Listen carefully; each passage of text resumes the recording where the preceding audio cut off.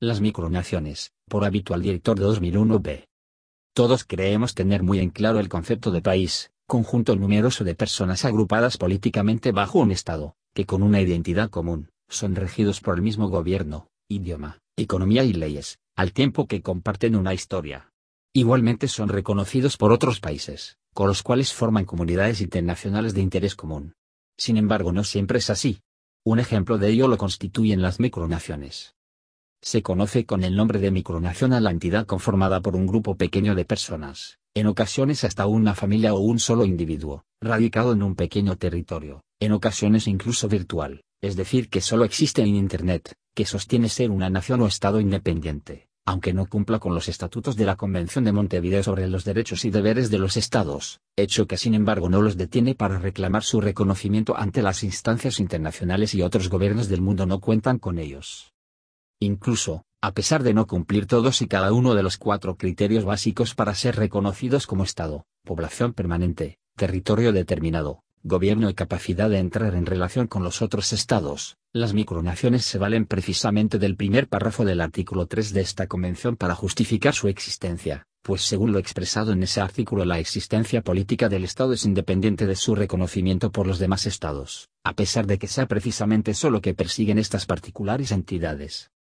Igualmente, es importante señalar que las micronaciones deben diferenciarse de pequeños estados, así como de estados de reconocimiento limitado, los cuales sí cuentan con reconocimiento. De igual forma deben diferenciarse de aldeas alternativas, ecoaldeas o clanes que no buscan ser reconocidos como naciones, siendo la característica principal de las micronaciones el ferviente deseo de ser reconocidas como naciones soberanas e independientes por parte de la comunidad internacional.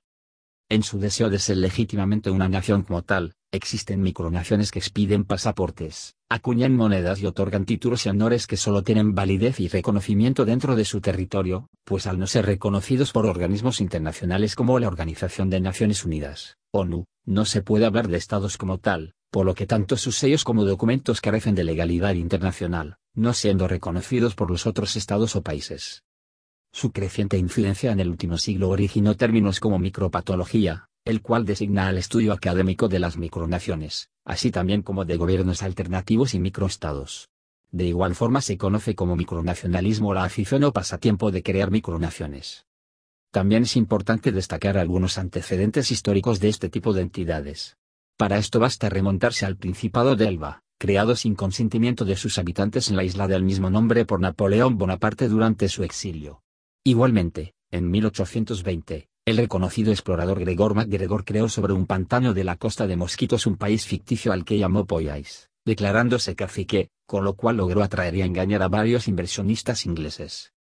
No obstante, es en el siglo XIX cuando surgen las primeras micronaciones bajo la concepción de nación-estado y con aspiraciones de soberanía y reconocimiento. Un ejemplo de ello lo constituye el Reino de la Araucanía y la Patagonia creado en 1860 por Antoine de Tournens. Igualmente en el siglo XX, exactamente a partir de la década de los 60 y 70 se conformaron varias micronaciones, como por ejemplo el Principado de Salán, así como las Islas de las Rosas o la República de Minerva, la cual fue retomada posteriormente por Tonga tras su invasión.